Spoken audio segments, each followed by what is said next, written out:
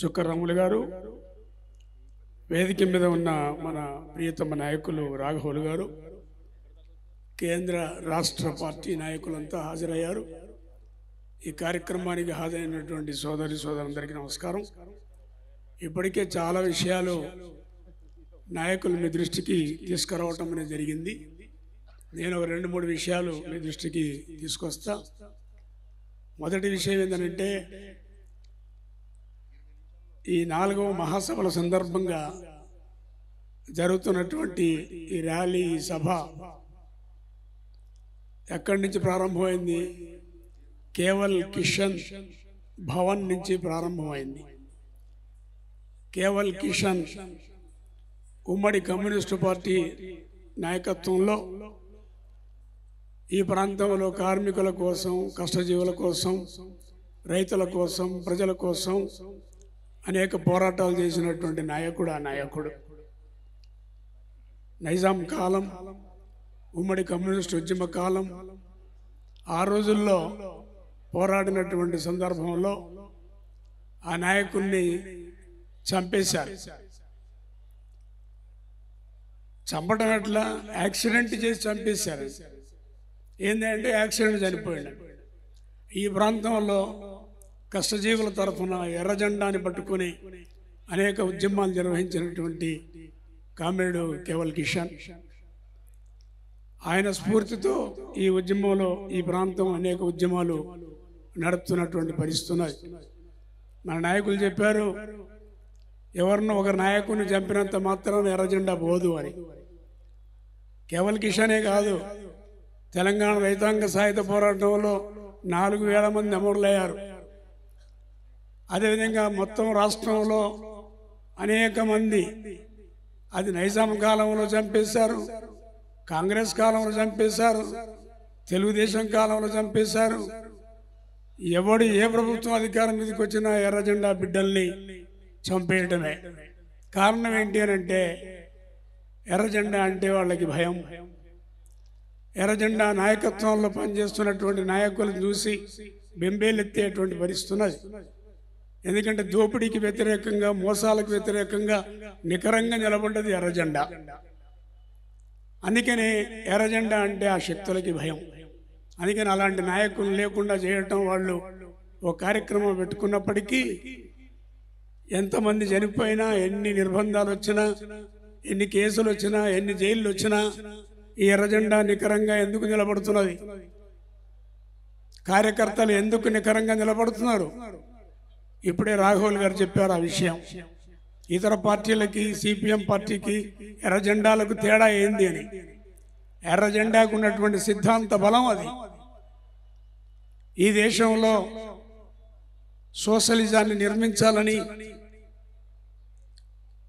ఈ దేశంలో ఉన్నటువంటి సంపద అంతా ప్రజలందరికీ అందాలని, పేద బెక్క లేని రాజ్యం నిలబడాలని, ఈ సమాజాన్ని మార్చాలని మార్క్సిజం యొక్క సిద్ధాంతాన్ని ఆధారం చేసుకొని పనిచేస్తున్నటువంటి జెండా ఎర్ర జెండా. కాబట్టి ఎన్ని కష్టాలు వచ్చినా, ఎన్ని నిర్బంధాలు వచ్చినా, ఎన్ని ఇబ్బందులు భూస్వాములు పెట్టినా, పెట్టుబడిదారులు పెట్టినా ఈ జెండా నికరంగా నిలబడుతున్నది.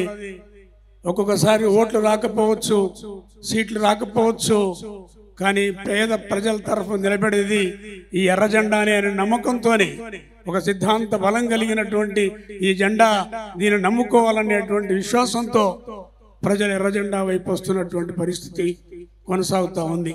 అందుకని ఈ ఎర్ర జెండా ప్రతిష్టని మరింత ముందుకు తీసుకుపోవాల్సినటువంటి అవసరం ఉందని ఈ సందర్భంగా నేను తెలియజేస్తా ఉన్నా.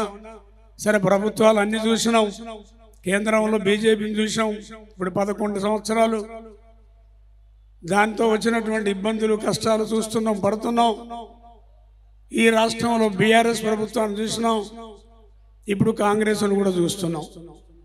మన రాష్ట్రంలో కాంగ్రెస్ 40 ఏళ్ళు చూసినాం, తర్వాత తెలుగుదేశాన్ని చూసినాం, తర్వాత మళ్ళీ వైఎస్ రాజశేఖర రెడ్డిని చూసినాం, తర్వాత టీఆర్ఎస్ని చూసినాం, మళ్ళీ ఇప్పుడు కాంగ్రెస్ని చూసినాం. ఎవరు వచ్చినా మన బతుకుల్లో మార్పులు లేవు. కార్మికులకు హక్కులు లేకుండా పోతున్నాయి, సంవత్సరాల తరబడి పోరాటాలు చేసి సాధించుకున్నటువంటి హక్కులన్నీ పోతున్నటువంటి పరిస్థితి ఉన్నది. అందుకనే హక్కుల కోసం పోరాటం చేయాల్సినటువంటి పరిస్థితి మళ్ళీ మన ముందుకు వస్తున్నది. ఇప్పుడు చూస్తున్నాం, ఈ ప్రభుత్వం వచ్చిన తర్వాత అటు కేంద్రంలో ఉన్నటువంటి మోడీ, ఇక్కడ ఉన్నటువంటి రేవంత్ రెడ్డి, పక్కకున్నటువంటి చంద్రబాబు నాయుడు, ఎప్పుడు చూసినా ఇక్కడ అవుపడరాళ్ళు అంతా ఇతర ప్రపంచ దేశాల్లో తిరుగుతుంటారు. ఏందంటే పెట్టుబడులు తెస్తున్నాం అని. నిన్న మన రేవంత్ రెడ్డి గారు దావోస్ పర్యటన పోయాడు. ఏం తెచ్చినవా అంటే 2,19,000 కోట్ల రూపాయలు తెచ్చినావు అని. ఏం మూటలు తెచ్చి ఇచ్చారా మనకేమన్నా? వాళ్ళ దగ్గర మూటలు వాళ్ళు తెచ్చుకున్నారు తప్ప పేద ప్రజలకు ఇచ్చేటువంటి మూటలు ఏం కావు. అవి అన్ని వాళ్లకు చెందేటువంటి మూటలే. వాళ్ళతో ఒప్పందం చేసుకుంటారు. ఏం ఒప్పందం అది?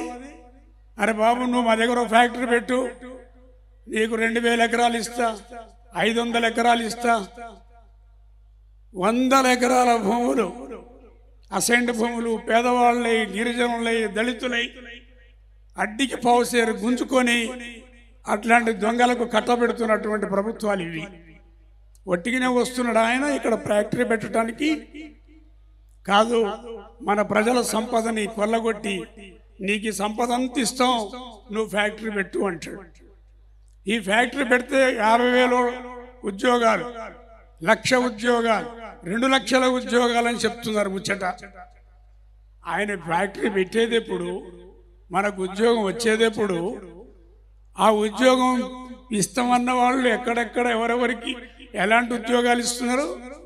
స్థానికులకు ఉద్యోగాలు ఏముండవు, మళ్ళా చెప్రాసి చిన్న చిన్న ఉద్యోగాలు ఇవి తప్ప స్థానికులకు ఉద్యోగాలు అనేవి మళ్ళీ వాళ్ళకు సంబంధించిన వాళ్ళనే స్థానికులకు ఉద్యోగాలు పెట్టుకునే పరిస్థితి. సంపద, మన సంపద వాళ్ళ చేతుల్లోకి పోతుంది. వాళ్ళు బలిసిపోతున్నారు. మన కార్మికుల్ని 8 గంటల పని పోయి 12 పోయి 13 పోయి 14 గంటలు కష్టం చేసుకునేటువంటి పరిస్థితులు దాపురించినవి తప్ప మనకు వచ్చినటువంటి ప్రయోజనాలు ఏమీ లేవు. అందుకనే పోయి 1,00,000 కోట్లు వస్తున్నాయని ప్రచారం. ఈ 1,00,000 కోట్లు నమ్మాల్సిన అవసరం లేదు. అదేవిధంగా దానివల్ల మనకు మేము అనేక ప్రాంతాల్లో చూస్తున్నాం, వచ్చినటువంటి ఫ్యాక్టరీలు వచ్చి కాలుష్యాన్ని వెదజల్లుతున్నాయి, అనేక రకాల సమస్యలు వస్తున్నాయి. అట్లాంటి ఇబ్బందులు ఎదురవుతున్నటువంటి పరిస్థితులు, అనారోగ్యానికి గురవుతున్నారు, ఇబ్బందులకు గురవుతున్నారు. కానీ మనకు వచ్చేటువంటి ప్రయోజనాలు మాత్రం పెద్దగా ఆశించిన విధంగా లేవు. అందుకని ఇది కూడా మనం అర్థం చేసుకోవాల్సిన అవసరం ఉంది. అదేవిధంగా ముఖ్యమంత్రి గారు చెప్తున్నాడు, ఆయన ఇచ్చినటువంటి వాగ్దానాలన్నీ పక్కకు పోయి ఇప్పుడు కొత్త కొత్త ముచ్చట్లన్నీ ముందరకు వస్తున్నాయి. అందుకని మేము డిమాండ్ చేస్తున్నాం, ఈ వేదిక నుంచి సిపిఎం పార్టీగా మీరు ఎన్నికల ముందు ఏ వాగ్దానాలు చేసినరో ప్రజలకు ఆ వాగ్దానాలను అమలు చేయండి. మీరు రైతు భరోసా అన్నారు, రుణమాఫీ అన్నారు, ప్రతి మహిళకు 2,500 నెలకి ఇస్తామన్నారు, కళ్యాణ లక్ష్మి 1,00,000తో పాటు తులం బంగారం అన్నారు, పెన్షన్ 2,000 నుంచి 4,000 అన్నారు. ఎన్ని రకాల వాగ్దానాలు! అసలు వాగ్దానాలు చేయమంటే దరఖాస్తులు. ముఖ్యమంత్రి గారు వచ్చిన కొత్తలోనే ప్రజాభవన్ పేరు పెట్టి దరఖాస్తులు, లక్షల దరఖాస్తులు ఎక్కడ పోయినా అర్థమవుతలేదు. కొంతమంది నడిపి చెప్తున్నారు, మొదలు 3-4 రోజులు ముఖ్యమంత్రి వచ్చిన తర్వాత జాడలేడు. ఈ దరఖాస్తులు ఏంటంటే చెత్తపుట్టలు పడటమే దరఖాస్తులన్నీ. ఆనాడు చంద్రశేఖరరావు గారు వచ్చిన కొద్ది రోజుల్లోనే సమగ్ర సర్వే అని పెట్టాడు. ఈ సమగ్ర సర్వేలు ఏముంటుందో అని చెప్పి పాపం బొంబాయిలో ఉన్నోళ్ళు కూడా వచ్చి సమగ్ర సర్వేల దరఖాస్తు పెట్టిండు. ఆ సమగ్ర సర్వే ఎటుపోయిందో అర్థం కాలే. ఇప్పటిదాకా 11 ఏళ్ళు అయిపోయింది. ఇప్పుడు ఈయన వచ్చి కులగణనని పెట్టి ఈయన సమగ్ర సర్వే పెట్టిండు. మొత్తం 56 58 ఐటమ్స్లు ఉన్నాయి అందులో. అదేమైందో అర్థం కాదు. ఇప్పుడు ఇందిరమ్మ ఇండ్లు, రేషన్ కార్డులు, ఆ కార్డులు, ఈ కార్డులు, దరఖాస్తుల మీద దరఖాస్తులు, లక్షల దరఖాస్తులు. రేపు 26 జనవరి నాడు ప్రకటిస్తామన్నారు. ఇవాళ పత్రికలు వచ్చింది, లక్షల దరఖాస్తులు వచ్చినాయి. ఏం చేయాలో అర్థమైతే లేదు. ఫార్మాలిటీగా మేము మాట చెప్తాం తప్ప ఇప్పటికిప్పుడు మేము ఏం చేసే పనులు లేవు అని. ఇవి కూడా ఎందుకు పెట్టినారంటే వచ్చే నెలలో గ్రామ పంచాయతీ ఎన్నికలు పెడతారట. ఆ ఎన్నికల కోసం ఈ తతంగం తప్ప నిజంగా ప్రజలు చేసేటువంటి పరిస్థితి ఏమి అవుపడేటువంటి పరిస్థితులు లేవు. అందుకనే ప్రజల్ని మోసం చేయటం, దగా చేయటం, భ్రమంలో ముంచటం, మనని గందరగోళం చేసి పిచ్చోళం చేస్తున్నారు. అందుకనే వాళ్ళ మోసాన్ని నమ్మినంత కాలం మనం మోసపోతూనే ఉంటాం. వాళ్ళ మోసాల్ని మనం పసిగట్టాల్సిన అవసరం ఉంది. నరేంద్ర మోడీ యొక్క మోసాల్ని ఆయనేమో వాగ్దానాన్ని పక్కకు పెట్టి గుడి గోపురాలు, ధర్మం, పురాతన ఆచారాలు, వ్యవహారాలు చెప్పి మనని గుడి చుట్టూ, గోపురాల చుట్టూ, మతం చుట్టూ, కులాల చుట్టూ ఆయన తిప్పుతున్నాడు. వీళ్ళు దరఖాస్తుల చుట్టూ ఈయన తిప్పుతున్నాడు. అందుకనే వీళ్ళు మోసాలు ఆయనైనా ఈయనైనా ప్రజల్ని మోసగించి పెట్టుబడిదారులకు ఊడిగం చేయడం తప్ప మనకు చేసే పని ఏం అవపడట్లేదు. అందుకనే అన్ని పార్టీల పని చూసినాం. ఇప్పుడు ఎర్ర జెండాను చూడాల్సిన అవసరం ఉంది. తెలంగాణ గడ్డ మీద ఎర్ర జెండా రెపరెపడాల్సిన అవసరం ఉంది.